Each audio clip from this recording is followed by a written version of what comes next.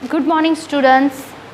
Today we have talking about TYBSc practical organic mixture spotting.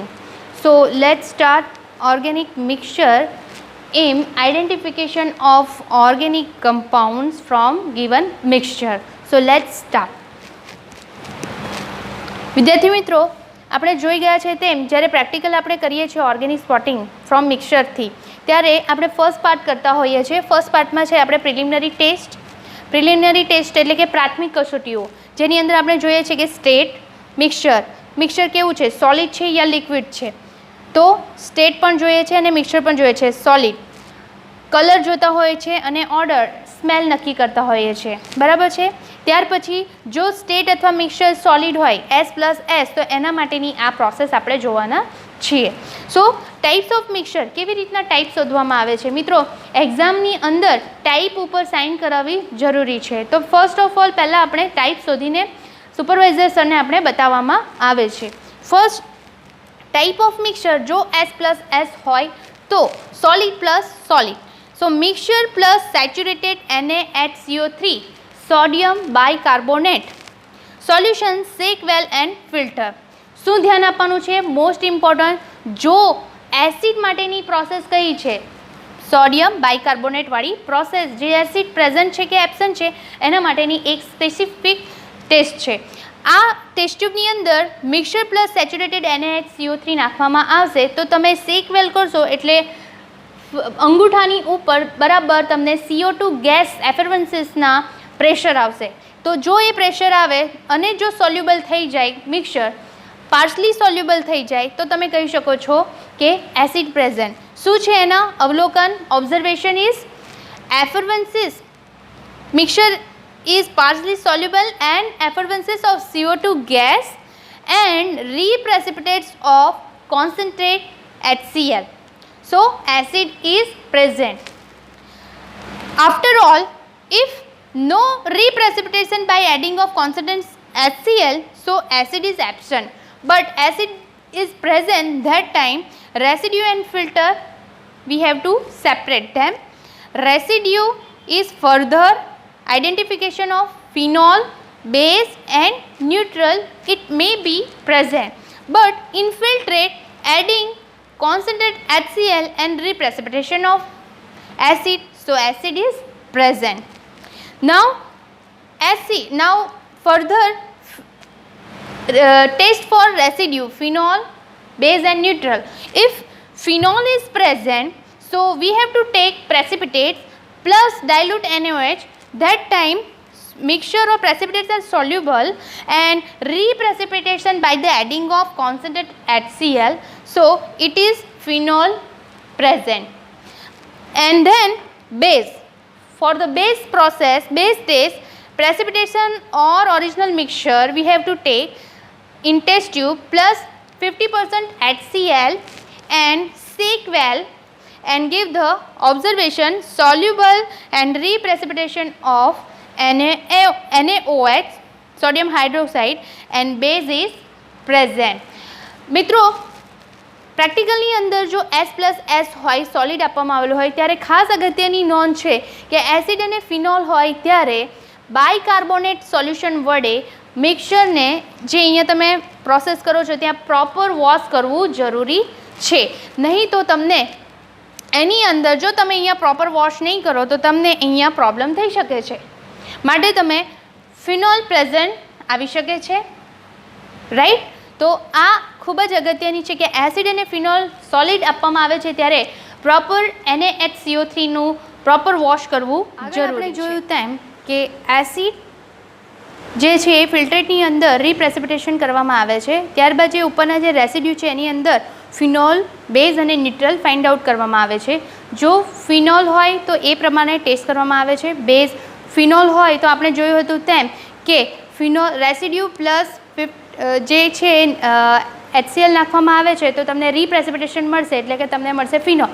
ત્યાર પછી base છે તો એમાં 50% HCl એડ કરવામાં આવે છે એન્ડ રીપ્રેસિપિટેશન બાય ધ NaOH, એટલે તમને મળશે બેઝ. અને જો ફિનોલ નહીં મળે, બેઝ નહીં મળે, તો લાસ્ટમાં તમને મળે છે ન્યુટ્રલ. હવે આપણે જોઈએ separation of mixture. Whole bulb, એટલે કે પૂરા બીકરની અંદર તમારે આ પ્રોસેસ કરવાની હોય છે.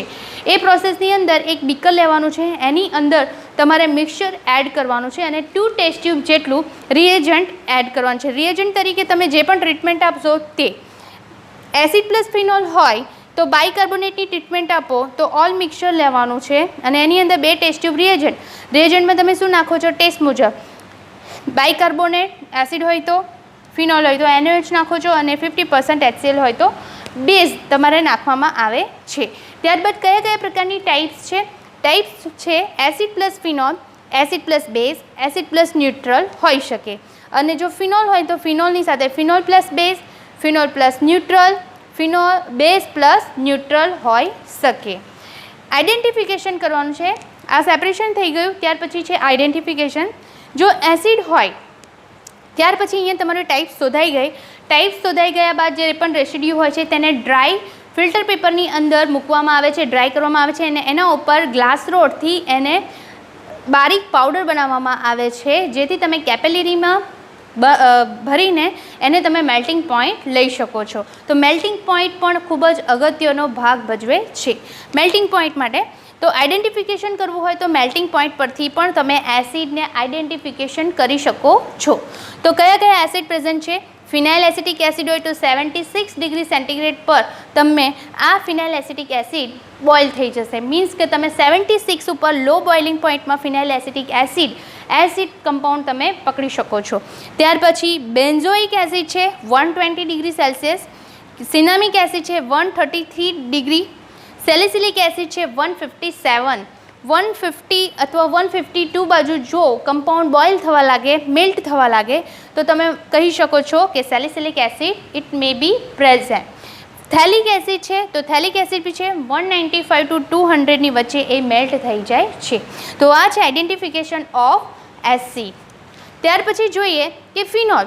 ફિનોલમાં 2 ફિનોલ છે, આલ્ફા નેપ્થોલ અને બીટા નેપ્થોલ. એમાં ઓર્ડર સ્મેલ પરથી પણ તમે ફિનોલને ઓળખી શકો છો. આલ્ફા નેપ્થોલ મેલ્ટિંગ પોઈન્ટ પરથી જો લઈએ તો 94 ડિગ્રી પર આલ્ફા નેપ્થોલ એન્ડ બીટા નેપ્થોલ 123 ડિગ્રી પર તમે મેળવી શકો છો. મીન્સ તમારા માટે જે છે ઇમ્પોર્ટન્ટ એ છે મેલ્ટિંગ પોઈન્ટ. ત્યાર પછી છે બેઝ. બેઝ હોય તો ortho nitro aniline, para nitro aniline અને મેટા નાઇટ્રો એનિલિન જોવામાં આવે છે, જે યલો કલરના હોય છે. એ પણ મેલ્ટિંગ પોઈન્ટ પર પણ ડિપેન્ડ કરતા હોય છે. નજીક મેલ્ટિંગ પોઈન્ટ હોય છે તો તમે કલર પરથી આઈડેન્ટિફિકેશન કરી શકો છો બેઝને. ત્યાર પછી ક્લોરો એનિલિન છે, પેરાટોલ્યુડિન છે અને ડાયફિનાઇલ એમાઇન છે, જે આપવામાં આવતો નથી.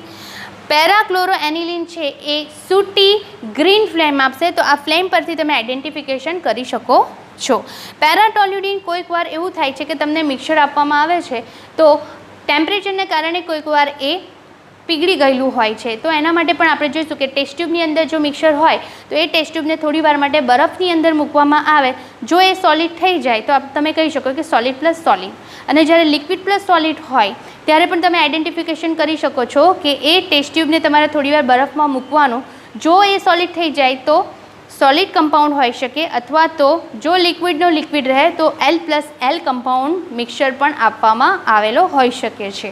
ત્યારબાદ આપણે જોઈએ કે CHO ન્યુટ્રલ હોય તો ન્યુટ્રલની અંદર 2 કમ્પાઉન્ડ છે, ડાયફિનાઇલ નેપ્થેલિન એન્ડ એન્થ્રેઝિન. ત્યાર પછી છે CHO N neutral. N neutral છે તો એની અંદર એસિટેનિલાઇટ, બેન્ઝામાઇડ એન્ડ મેટાડાઇનાઇટ્રોબેન્ઝીન હોઈ શકે છે. અને ત્યારબાદ જોઈએ તો CHO હેલોજન હોય તો પેરાડાઇક્લોરોબેન્ઝીન મળતી હોય છે, જેની અંદર હેલોજન પ્રેઝન્ટ હોઈ શકે છે અને એમાં સૂટી ફ્લેમ, ગ્રીન ફ્લેમ તમને બતાવે છે. N માટે જો પ્રેઝન્ટ હોય તો એમાં અગત્યની નોંધ છે કે એક જ એસિડ આપવામાં આવતો હોય છે અને સેપરેશન કરીને ત્યારબાદ મેલ્ટિંગ પોઈન્ટ સારી રીતે લેવામાં આવે તો સારા એવા કમ્પાઉન્ડ તમે પહેલાં જ તમે શોધી શકો છો. ન્યુટ્રલ છે તો ન્યુટ્રલ માટે તમારે લેસાઇન ટેસ્ટ કરવાની આવે છે, તેમાં N એલિમેન્ટ પ્રેઝન્ટ હોય છે એની ચકાસણી કરવી અને ત્યારબાદ તમે મેલ્ટિંગ પોઈન્ટ પરથી પણ ન્યુટ્રલ કમ્પાઉન્ડ શોધી શકો. સોલિડ સ્ટેટ માટે આપણે જોયું. હવે આપણે જોવાનું છે લિક્વિડ સ્ટેટ માટે. લિક્વિડ સ્ટેટ માટે આપણે વાત કરીએ તો લિક્વિડ સ્ટેટની અંદર લિક્વિડ પ્લસ લિક્વિડ આપી શકાય, liquid plus solid and solid plus solid આપી શકે છે. પ્રેક્ટિકલની અંદર જો લિક્વિડ પ્લસ લિક્વિડ અથવા તો લિક્વિડ પ્લસ સોલિડ આપવામાં આવે તો ટેસ્ટ ટ્યુબમાં તમારે મિક્સચર લેવાનું છે અને મિક્સચરને તમારે આઈસ બાથની અંદર થોડી વાર માટે 3 થી 4 મિનિટ સુધી રાખવાનું છે. જો સોલિડ થઈ જાય તો લિક્વિડ પ્લસ સોલિડ હોઈ શકે અને જો લિક્વિડનું લિક્વિડ જ રહે એઝ ઇટ ઇઝ તો તમારું રહેશે L+L. ઓકે, ફિનોલની અંદર ક્રેસોલ કમ્પાઉન્ડ આપવામાં આવતો નથી. હવે આગળ જોઈએ types of liquid. Types of લિક્વિડની અંદર હંમેશા યાદ રાખવું લો બોઇલિંગ પોઈન્ટ ન્યુટ્રલ આપવામાં આવે છે. લો બોઇલિંગ પોઈન્ટ ન્યુટ્રલ પ્રેઝન્ટ હોય છે. ટાઈપ્સ ઓફ લિક્વિડની અંદર L+S અને L+L હોય તો L+Lની અંદર એસિડ, બેઝ અને ન્યુટ્રલ હોઈ શકે કારણ કે એની અંદર સોલિડ કમ્પાઉન્ડ પણ મિક્સ છે. ત્યાર પછી લિક્વિડ પ્લસ લિક્વિડ હોય તો એની અંદર બેઝ અને neutral may be present. L+S liquid plus solid mixture હોય તો લિક્વિડ મિક્સચરને સેન્ડ બાથ પર મૂકી ફૂંક મારવામાં આવે તો સોલિડ માસ દેખાશે. તો તમે જોઈ શકો છો કે ત્યારે L+S હાજર હોઈ શકે અને જો સોલિડ માસ નહીં દેખાય as it is liquid compound રહે તો તમે કહી શકો છો કે લિક્વિડ પ્લસ લિક્વિડ હોઈ શકે. ત્યારબાદ જોઈએ સેપરેશન ફોર લિક્વિડ કમ્પાઉન્ડ. તો એના માટે કઈ મેથડ વપરાશે? Distillation method. ડિસ્ટિલેશન મેથડ તમને એક્ઝામિનર ત્યાં સેટ પણ કરેલું હોઈ શકે અથવા તો તમને સેટ કરવામાં મદદ પણ કરી શકે છે. લિક્વિડ લો બોઇલિંગ પોઈન્ટ એટલે કે લો બોઇલિંગ પોઈન્ટ કયા કયા હોઈ શકે? તો વોટર મિસિબલ હોઈ શકે, ઇમિસિબલ ફ્લોટ્સ ઓન વોટર પાણી ઉપર રહેતા હોય છે, ઇમિસિબલ સિંક્સ ટુ બોટમ પાણીના નીચે એટલે કે ટેસ્ટ ટ્યુબના પાણી હોય છે તેના તળિયે પણ હોઈ શકે છે. વોટર મિસિબલમાં methanol, ethanol and acetone. Acetone કેવી રીતના ખબર પડશે? CO ની ટેસ્ટ પરથી, કીટોનની ટેસ્ટ આવશે. ઇમિસિબલ ફ્લોટ્સ ઓન વોટર પાણી ઉપર હોય તો મિથાઇલ એસિટેટ, ઇથાઇલ એસિટેટ બંને કેવા છે? એલિફેટિક કમ્પાઉન્ડ છે. બેન્ઝીન, ટોલ્યુઇન બરાબર કેવા કમ્પાઉન્ડ છે? એ એરોમેટિક કમ્પાઉન્ડ છે. તો આ પ્રમાણે આ કમ્પાઉન્ડ અલગ પાડી શકાય છે. અને ઇમિસિબલ સિંક્સ ટુ બોટમ છે તો CCl4 અને CHCl3. પેરાફિનના કારણે એ સૂટી ગ્રીન ફ્લેમ આપતા હોય છે. એ દેખાવમાં એલિફેટિક લાગે છે પરંતુ કેવા છે? એરોમેટિક. પેરાફિનને કારણે એ સૂટી ગ્રીન ફ્લેમ આપે છે. ત્યારબાદ આપણે જોઈએ કે લિક્વિડ હાઈ બોઇલિંગ પોઈન્ટ. આ લો બોઇલિંગ પોઈન્ટ હતા. હવે લિક્વિડ હાઈ બોઇલિંગ પોઈન્ટ કયા હોઈ શકે? એનિલિન, ડાયમિથાઇલ એનિલિન, ડાયઇથાઇલ એનિલિન હોઈ શકે. એનિલિન તમને ખબર છે, એનિલિનને સેપરેટ કરવા માટે તમે શું કરો છો? ડાયએઝોટાઇઝેશનની ટેસ્ટ કરો છો 3 ટેસ્ટ ટ્યુબની અંદર અને રેડ એઝો ડાય બનાવો છો. એ પૂરી પ્રોસેસ 0 to 5 ડિગ્રીની અંદર આઈસ બાથની અંદર કરવામાં આવે છે. ત્યારબાદ આપણે જોઈએ સેપરેશન. લિક્વિડનું સેપરેશન માટે CHO ન્યુટ્રલ હોય તો બેન્ઝાલ્ડિહાઇડ, એસિટોન, ફિનોન, મિથાઇલ સેલિસિલેટ આ રીતે છૂટા પડે છે.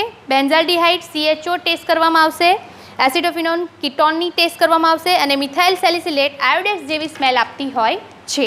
CHO ન્યુટ્રલ હોય, CHON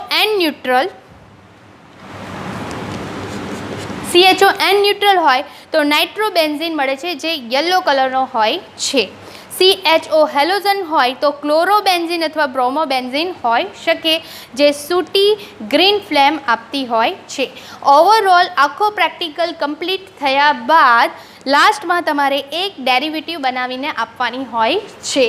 તો મિત્રો અહીં આપણે TYBSCના organic mixture, organic spotting practical complete કરીએ છીએ. Thank you.